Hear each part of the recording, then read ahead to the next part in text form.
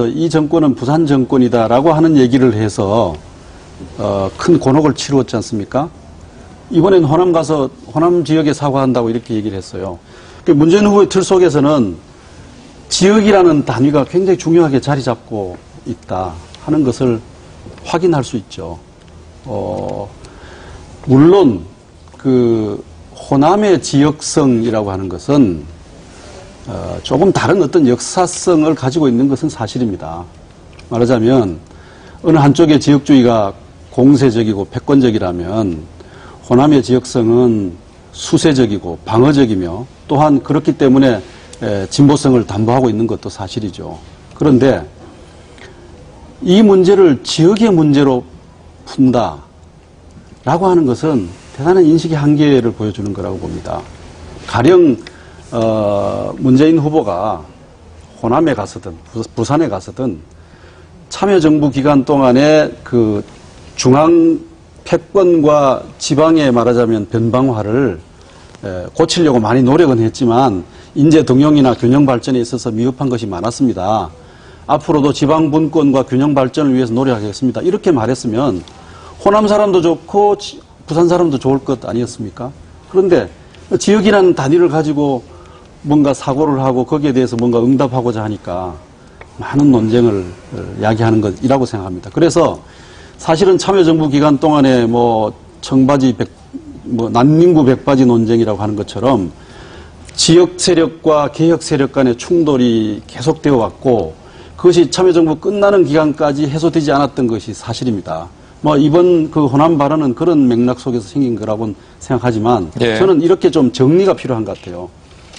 그 호남이란 지역을 생각하지 않고 우리나라 민주주의를 또 생각한다는 것도 저는 부당하다고 봐요. 그래서 호남 없는 개혁은 공허하다고 봅니다. 그러나 개혁 없는 호남 또 맹목입니다. 그래서 이 지역성과 개혁성이라고 하는 것을 어떻게 잘 아울러 나가느냐, 모순되지 않게 정리하고 나가느냐 하는 인식의 틀이 필요한데 현재 문재인 후보에게는 그런 점들이 좀 부족한 것이 아니냐는 아쉬움을 저도 느끼고 방금 제가 말씀드렸던 것을 좀 공식으로 머리에 기억했으면 좋겠어요. 호남 없는 개혁은 공허합니다.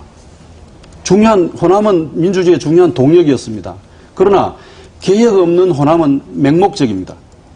개혁성이라는 보편적 가치 없이 지역성을 강조하면 이건 아주 맹목적인 게 되죠. 그래서 이런 좀 정리가 문재인 후보에게 필요한 것은 사실이다라는 점에서 저는 고성국 박사 의견에 기본적으로 동의합니다. 교수님? 네, 저는 이제 지금 이슈가 되고 있는 열린우리당 창당과 관련해서 정치학자로서는 두 가지의 관점을 가지고 있습니다. 정치적으로는 이건 상당히 위험한 일이었어요.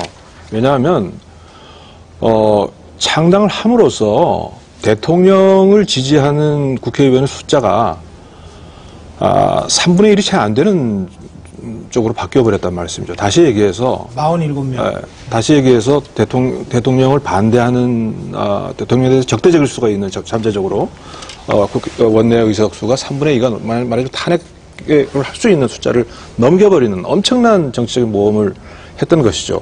그러나 아마 머릿속에는 그런 생각들을 아마 했을 겁니다. 어떻게 한나라당과 민주당이 합세해서 설마 이들이 도대체 상상할 수가 없는 그런 어떤 담합을 해서 탄핵까지 하겠느냐라는 이런 생각을 혹시 했을지는 모르겠지만 불행하게도 제가 보건대는 87년 이후 한국 지역주의 정당들의 담합에 아주 극치를 보여준 것이 탄핵이었다라고 보여집니다.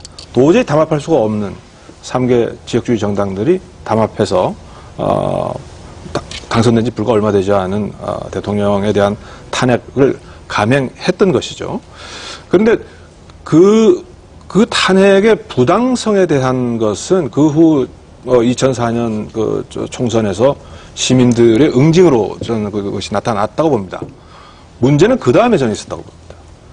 그 선거 총선을 통해서 사실은 열린우리당에게 국민들이 과반 의석을 주었어요. 그것은 무슨 뜻이냐면 그래 당신들이 원래 열린우리당을 창당하면서 하고자 했던 것 그것을 해봐라 라고